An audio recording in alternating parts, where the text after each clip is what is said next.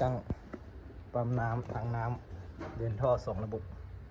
นี่ตรงมีเซ็กวาล์วตัวนี้กงเตือนน้ำอยู่พุดเดินเรียบกำแพงมาแล้วก็ไปเข้าทางแอดวานซ์ 1,500 ลิตร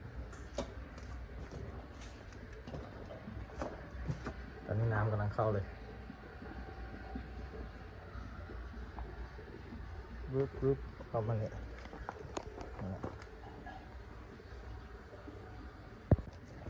ติดตั้งใส่กับปั๊มน้ำฮิตาชิ250 XX เนาะมันเป็นรุ่นเก่าอยู่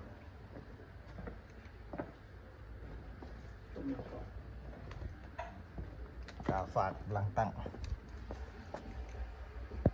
เดี๋ยวเราจะเดินไฟแยก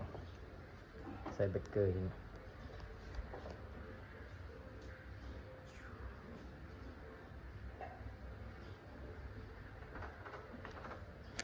เอาไว้ข้างในเนาะยานคนรักเลยปั๊มจะได้กระฝักแล้ววะตอนนี้ก็ติดตั้งน้ำเข้าน้ำออกไปที่เรียบร้อยตัวนี้จะเป็นน้ำเข้าติดตั้งแบบหนีโจรลักหลายบ่ไม่ต้องลักแต่แบบนี้ลักบ่ได้แล้ว